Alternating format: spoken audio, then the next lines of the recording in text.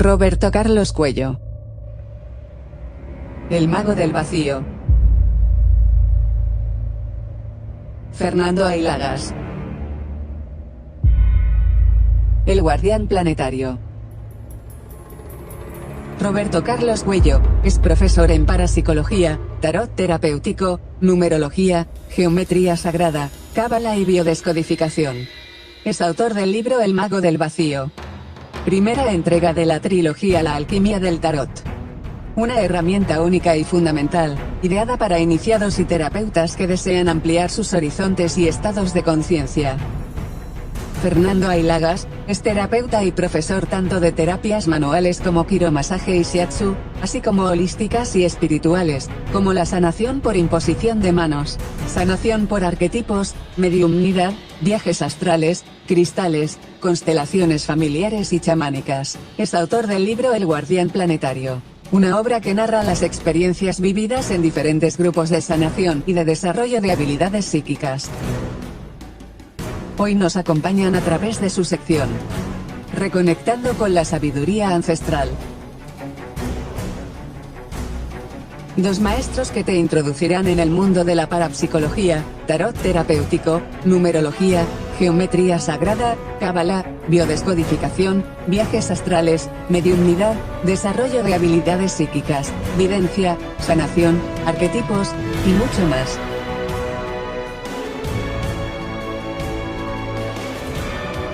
Cada semana nos sorprenderán con grandes temas, a cual más interesante. Suscríbete a nuestro canal de YouTube, La Puerta de la Pirámide. No olvides activar la campanita de notificaciones para no perderte ningún programa. Dale like si te gusta el contenido, y compártelo en tus redes sociales. Y como no, continuamos el viaje de la Puerta de la Pirámide, y sí, nos trasladamos a una sección que nos va a abrir conciencia, nos va a dar esa llave, por lo menos, del despertar. Y sobre todo ahora que estamos ya un poco ya sumergiéndonos en el mundo de Acuario. Y sobre todo a través de dos personas, el maestro Roberto Carlos Cuello, que todo el mundo lo conoce con su gran libro y su gran Biblia, El mago del vacío. Y como no, también a su vera, pues un gran experto, sobre todo en tema de viajes astrales, interpretación de sueños y mucho más. Y luego a su vez, a nivel energético, a través de piedras, a través de péndulos, etcétera, y a través de un gran libro que realmente nos hará un poco reencontrarnos a nosotros mismos, llegarnos a conocer y saber desarrollar y potenciar ese poder que llevamos dentro. Y cómo no, Fernando Ailagas, El guardián planetario, un gran libro. Y cómo no, en la sección Reconectando con la sabiduría ancestral. Y hoy sobre todo nos van a hablar historia de Jesús desde lo esotérico. Roberto Carlos Cuello. ¿Qué tal, Jorge? ¿Qué tal, Fernando, Marta y toda la audiencia? Para entender lo que es la parte de la historia de Jesús, tenemos que entender el conocimiento desde la parte gnóstica, ¿sí? Y entender el propósito de este gran maestro, que no solo era transmitir, ¿sí?, sus enseñanzas para liberar el alma del flagelo del ego, sino para poder entender lo que era la energía crística. Desde la parte de la gnosis, ¿sí?, sabemos claramente que estamos compuestos por 7 cuerpos, pero para entender también lo que es la energía crística, tenemos que enfocarnos en estos cuerpos sutiles. Tenemos un cuerpo físico, un cuerpo vital o energético, un cuerpo astral y un cuerpo mental. Pero existe el quinto cuerpo, que es el cuerpo de la voluntad, también conocido como el alma física o humana, que debe conectarse con el cuerpo búdico, ¿sí?, o alma espiritual o divina, para encontrar a través de esa unificación de esas dos almas el sendero de la parte espiritual y poder trascender la conciencia en un entendimiento universal. Jesús, ¿sí?, utilizó estos conocimientos y esta sabiduría para poder expandir su luz en conocimiento. Sabemos también que hay algo que es importantísimo, que para alcanzar esta energía crística, esta energía también asociada a la parte del amor, esta energía también conocida como la energía taquiónica, ¿sí?, que es el cual Jesús empleó en sus tiempos de existencia terrenal para hacer sus grandes milagros. El alma física, ¿sí?, tiene que unirse con esta alma búdica o espiritual. No sé si todos conocen que nosotros, ¿sí?, desde el punto de la Cábala nos enseña que el alma viene en pares. Uno ingresa a nuestro cuerpo físico y el otro simplemente sirve de guía, ¿sí? Nos lleva constantemente, como es el ángel guardián, hacia el camino de la perfección y la evolución en conciencia de cada ser humano. Cuando se unen estos dos cuerpos sutiles, alma superior con alma inferior, es lo que genera la boda alquímica, conocida también desde la parte esotérica. Antes de entrar en lo que tiene que ver con esta parte esotérica de la historia de Jesús, ¿sí?, tenía que hacer esta introducción para que la gente pudiera entender lo que es la energía crística.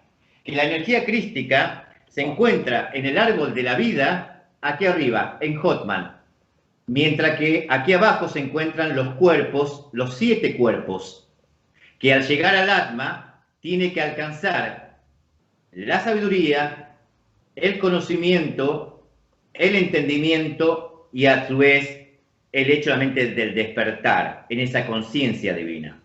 La energía crística se encuentra aquí, que es la energía que Jesús utilizó. Cuando Jesús nace en el pesebre, hay varios animales, ¿sí?, que representan una imagen esotérica. El buey, que está a su costado del pesebre, representa el sacrificio del hombre como neófito, para alcanzar la gran iniciación. El sacrificio, la lucha, para llegar a la iluminación. El burro, ¿sí?, que representa la mente, es que a través de ese sacrificio y de esa iniciación podemos transformándonos en grandes eruditos. Ser erudito es tener el gran conocimiento y poder montar sobre el burro de la ignorancia. No olvidemos que cuando Jesús ingresa a Jerusalén, ¿sí?, lo hace montado en un burro y es recibido por sus seguidores como rey. Y también están los corderos, que representa el sacrificio de Jesús, ¿sí?, que a través del Calvario, a través de situaciones negativas, es sacrificado como un cordero, crucificado, y al tercer día resucita. Entonces el cordero representa la humildad, la sumisión de Jesús, ¿sí?, pero también el poder, ¿sí?, de poder restablecer ese orden perpetuo que dio lugar a ese gran avatar y maestro. En la carta del tarot, ¿sí?, el mundo, vemos 4 figuras. Aquellos que son tarotistas van a ver 4 figuras.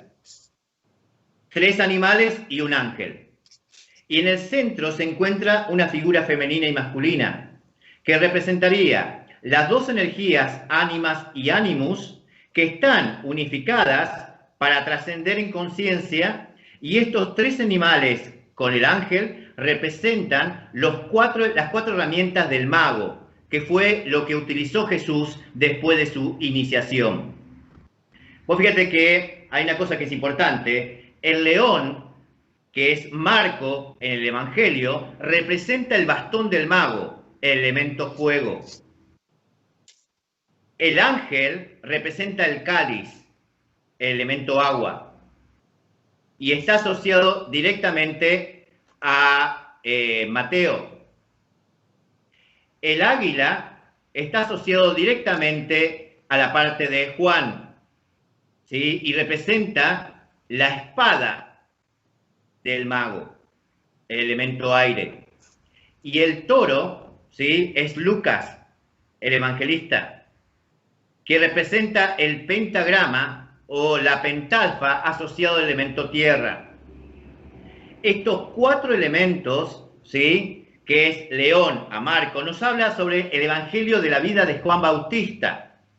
No olvidemos que Juan Bautista fue hijo de Isabel y de Zacarías, ¿sí?, que fue del linaje de Aarón, ¿sí?, y también de la tribu Levi, ¿sí?, que eran los adoradores de Dios. Juan Bautista fue el segundo de los profetas más cercano a Jesús que empieza a hablar, ¿sí?, sobre la llegada del Mesías. Pero anteriormente, 1000 años antes de la llegada de Jesús, estuvo otro gran profeta conocido como Zoroastro, que él profetizó que 1000 años después de su muerte llegaría el verdadero Mesías, el Rey de Reyes.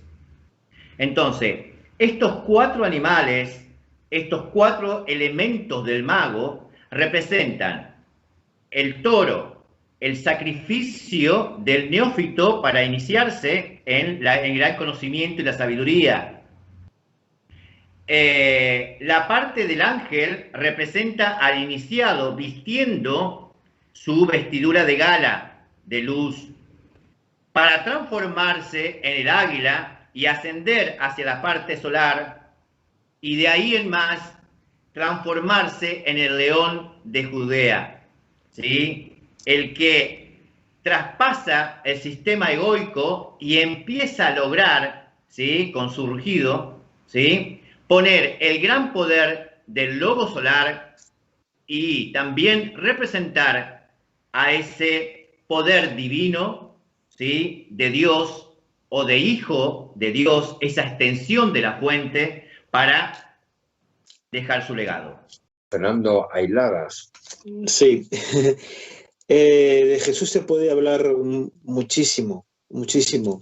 Desde el mundo espiritual tenemos muchos datos sobre él a través de viajes astrales, a través de los anales del tiempo. Ha habido autores que han viajado en el astral para ir al pasado y ver su vida, incluso verla desde su punto de vista, desde dentro de él. También hay canalizaciones que hablan de él, regresiones con personajes que vivieron en su época. Y lo que nos dicen es que él ya tenía dentro de sí el germen del Cristo, digamos así, el Cristo como una conexión con la divinidad. Él ya dentro de sí ya tenía algo especial. Y a través de su vida, a través de estos datos que nos han dado, sabemos que hubo una especie de iniciaciones, como a través de las pirámides, por ejemplo, visitó las pirámides y se le realizó una iniciación para que tuviera más conexión con su semilla crística. Y a lo largo de sus viajes, porque también viajó por el Oriente, recaudando conocimientos y también contrastando su punto de vista, su sentir, con esas tradiciones orientales que buscaban a través de la interiorización, descubriendo dentro de sí lo que se llama la semilla crística.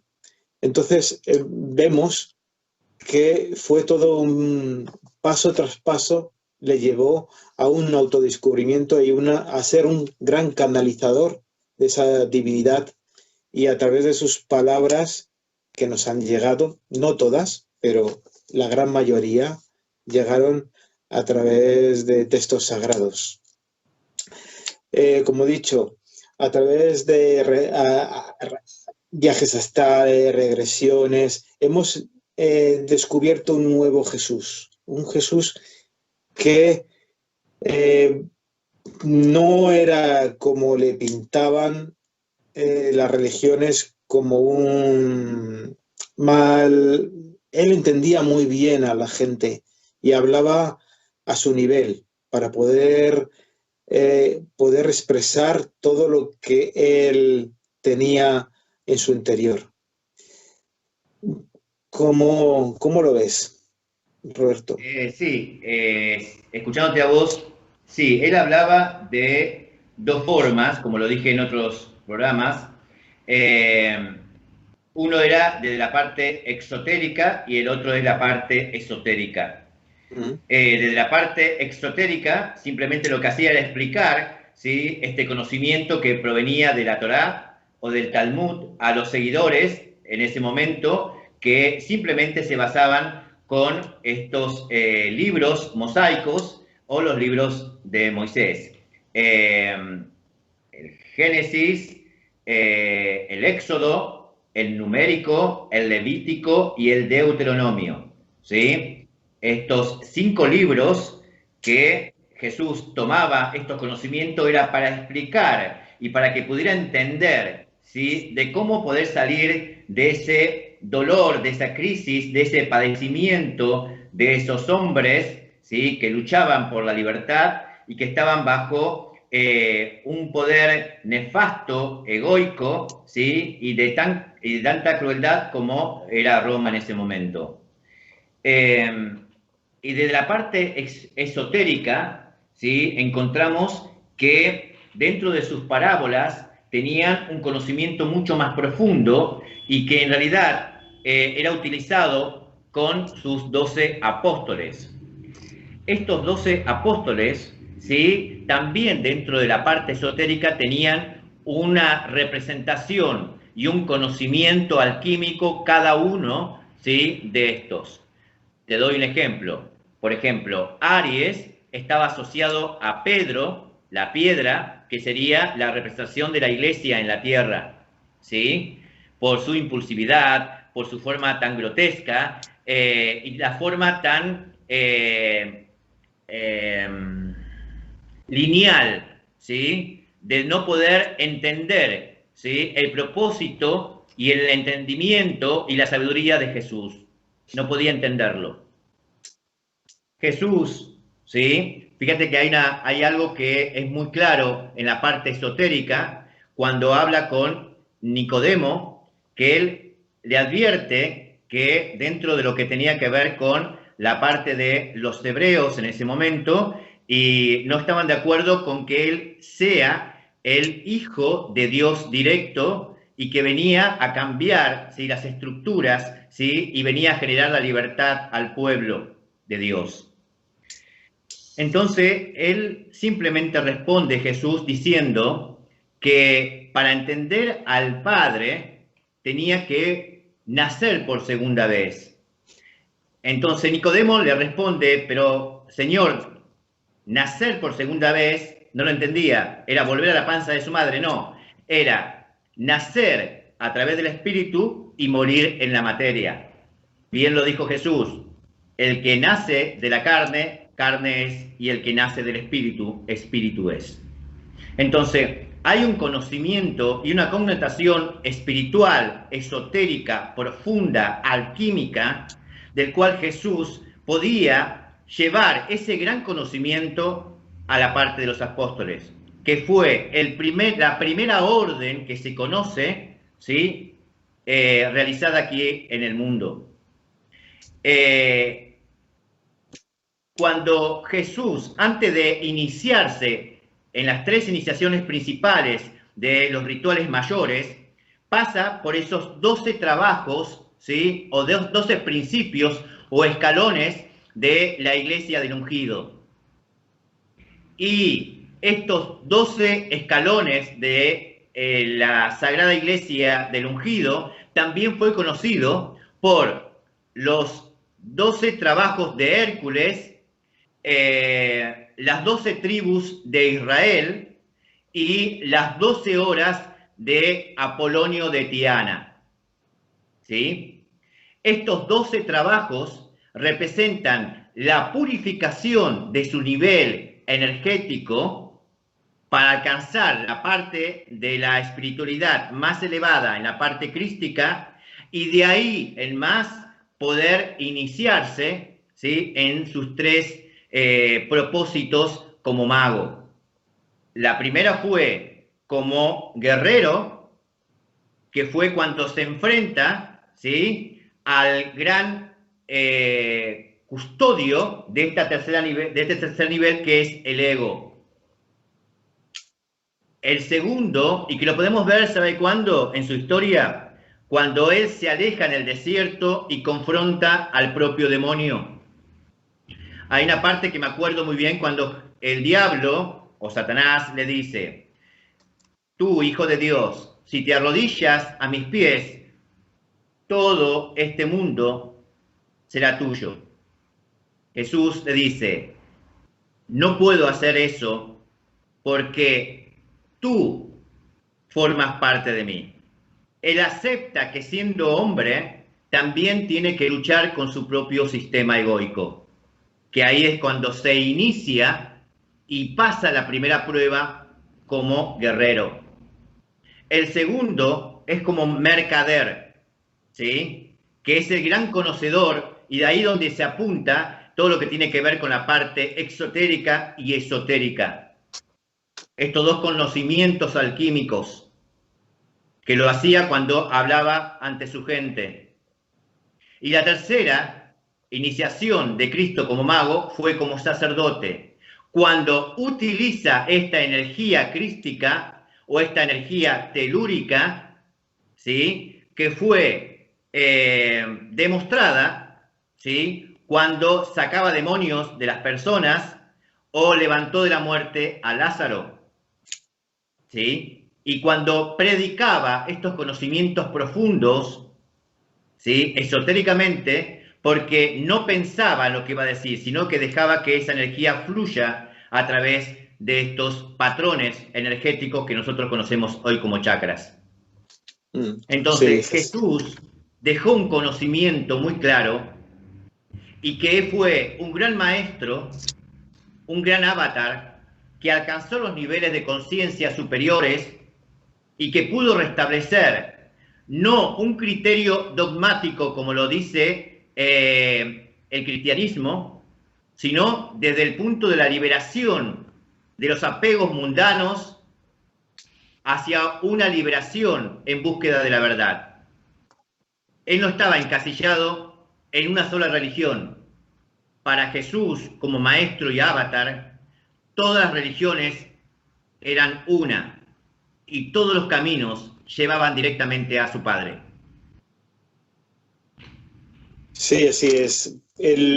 La diferencia de su época es que la que marcó que le fue perseguido y lo que pasó es la diferencia entre el Dios judío vengativo que necesita que le rindan cuentas a un Dios amoroso, la divinidad amorosa, que acepta a todos por igual, siendo negativos o positivos, da igual, los acepta a todos dentro del amor. Fue un malentendido, no caló mucho entre las gentes de allí, en su gran mayoría, por eso, porque ya estaban sometidos a la ley judía y no entendían más que el Dios, como he dicho, vengador, justiciero, y él hablaba de amor. Y para encontrar a ese Dios el que hablaba, el que había que meterse en el corazón, en el chakra del corazón. Y es lo que ayudó y enseñó a sus discípulos, entrar dentro del corazón, no solamente del corazón, él trabajaba con una meditación con todos los chakras para descubrir en cada uno un despertar de la conciencia. Y ese esoterismo fue el que enseñó a sus discípulos. Bueno, eran más de 12, pero se resaltan esos 12 porque por política más que otra cosa. Pero bueno, lo que hablo también del corazón, porque yo en principio no me interesaba mucho Jesús hasta que hice un pequeño taller sobre Jesús y se llamaba La semilla de Cristo. estuve en un taller en el que a través de una pequeña regresión en la que nos abrían el corazón, ¿vale? Nos abrían el corazón y toda la gente que participaba en ese taller fue transportada a la época de Cristo. Era como una especie de película, veías como una película. Yo estaba alucinado. Veías como al abrir el corazón, hablábamos de la semilla de Cristo, pues la semilla de Cristo está en el corazón. Cuando abrías el corazón te transportaba a esa época y empezabas a ver como en un escenario, los hilos que movían todo lo que le pasó a Jesús cuando fue apresado. ¿Me entiendes? Sí, sí, sí. Entonces, para entender y para conectarse con Jesús, por ejemplo, y con la divinidad, hay que abrir el corazón. Y yo que no te conectaba mucho con Jesús en esa época, ese taller y ese libro fue como una especie de despertar, de interesarme por esa figura humana y también divina. Así que para descubrirlo, lo más sencillo es abrir el corazón, pero sin olvidarse de los demás chakras, claro. Vos fíjate que hay una cosa que también es importante. Dentro del Calvario, que son las 7 estaciones dolorosas, del cual habla en Semana Santa o el Viernes Santo, habla sobre el hecho realmente de los 7 trabajos, ¿sí?, que debemos realizar a través del despertar de estas conciencias planetarias que es una visión astrológica, ¿no? Cada chakra es un portal, es una puerta que está conectado con la parte cósmica.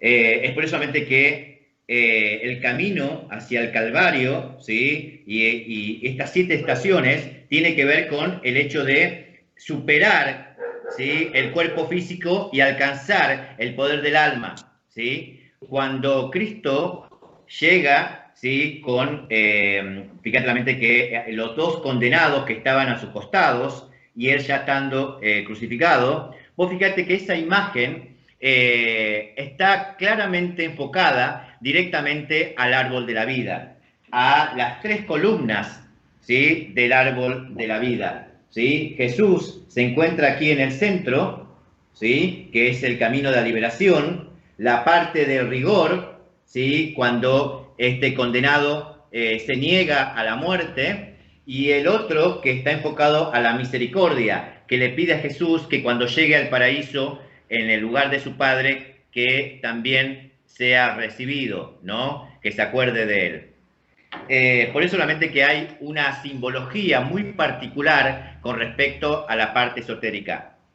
Y dentro de lo que es la parte de la magia, hay 2 cosas que son muy importantes, que es cuando Jesús, ya estando en agonía, mira a María y dice: madre, he aquí a tu hijo, hijo, he aquí a tu madre. Esas palabras son de alabanzas y es una oración directamente relacionada directamente a Isis, la madre cosmos. Y otra de las particularidades, claramente, que dejó siempre como en enigma por qué Jesús dice eso a su Padre, si es que en realidad sucedió así, es cuando Jesús mira al cielo y dice: Padre, ¿por qué me has abandonado? ¿Sí? Y el hecho es que todos confunden con que él se aferra a la vida y habla directamente a Dios de la fuente. Y en realidad lo que estaba haciendo Jesús era hablar a Yahvé, que es el que condenaba a sus hijos, ¿sí?, el que pedía sacrificios de sangre. En la parte esotérica, Yahvé está asociado al sistema egoico que tenemos. No olvidemos que existen 2 antiguos testamentos. El antiguo y el viejo, que era un Dios que pedía sacrificios, y el segundo y el Nuevo Testamento, un Dios misericordioso, ¿sí?, que su conocimiento está enfocado desde la parte de la compasión y la caridad. Entonces, Jesús en toda su vida dejó enseñanzas en la parte esotérica para que el hombre pudiera comprender y analizar desde la visión gnóstica, que es la antigua religión, dejar el propósito de su verdad y de su existencia aquí en la tierra. Sí, desde las fuentes espirituales, lo del Calvario y la crucifixión está bien. Lo que pasa es que nosotros sabemos que como canal nunca perdió una conexión con la fuente divina. Ya la tenía desde el nacimiento. Y con las iniciaciones se fomenta más, y digamos que se llegó a un pacto en que lo que él era un gran vidente y sabía lo que le iba a pasar.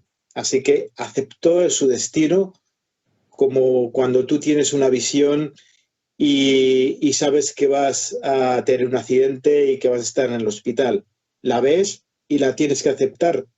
Puedes intentar modificarla si quieres, pero él lo aceptó por X motivos, ¿vale? Hay una cosa que es importante, discúlpame que te corte, Fernando, sí, que antes que se me olvide. Cuando Jesús nace, fue iniciado por estos 3 magos que venían que eran persas, ¿sí? Que era donde nació supuestamente Zoroastro.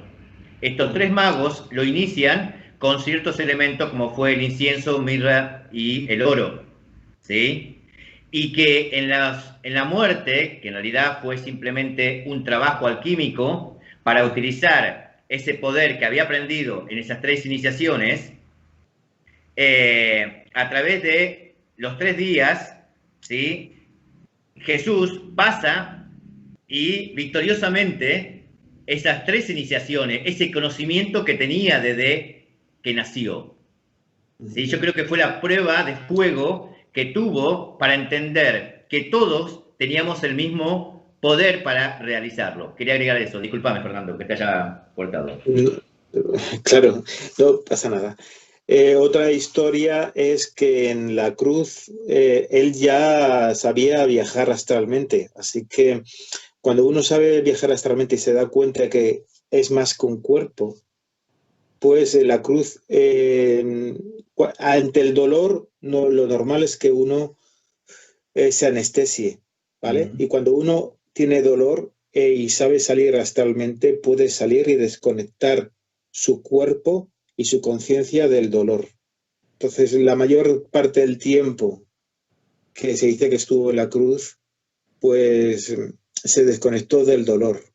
La gente está muy pendiente de ese sufrimiento, la cruz, pero cuando uno sabe salir astralmente, el cuerpo es el cuerpo y la conciencia sale, no hay dolor.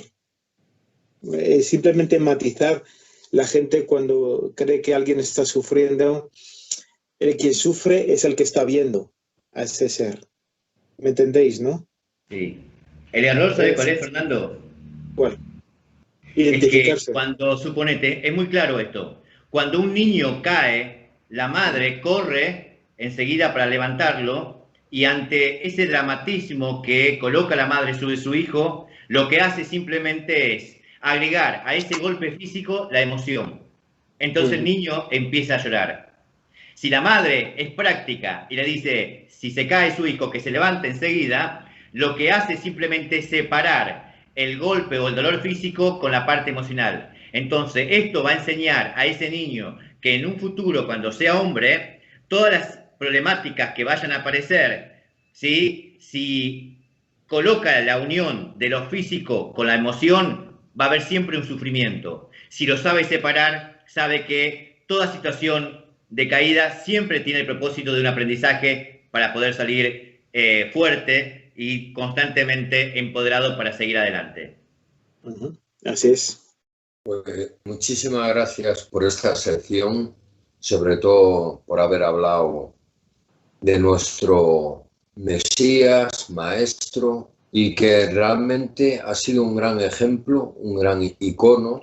Lo que sí, muchas veces han tapado muchas cosas para tenernos como dormidos, inertes, y que nos sumerjamos y sobre todo no sumergirnos, sino que nos dobleguemos a lo que la gente que está en la élite nos obligue a estar dominados a través de falsas creencias. Pero gracias a vosotros habéis despertado la falsa creencia a una creencia que es mucho más limpia, mucho más pura, y por lo menos da a reflejar y a despertar que realmente Jesús fue un gran icono y maestro de lo esotérico. Muchísimas gracias, Roberto Carlos Cuello, y muchísimas gracias, Fernanda Hilagas, por tu sabiduría también y por tu forma de cómo te expresas y tu tranquilidad. Eso es como dar paz, es como seguir un poco la estela de Jesús, ¿no? Fernando, esa paz tranquila, esa desasosiego, o sea, fuera del dolor. O sea, eres muy llano, ¿no? Yo te diría que para encontrar a Jesús hay que meterse en el corazón. Y ya está. Pues metidos en el corazón. Muchísimas gracias, Roberto Carlos Cuello, y muchísimas gracias, Fernando Ailagas. Feliz noche, feliz semana, y gracias por haber estado en el mundo de la Puerta de la Pirámide.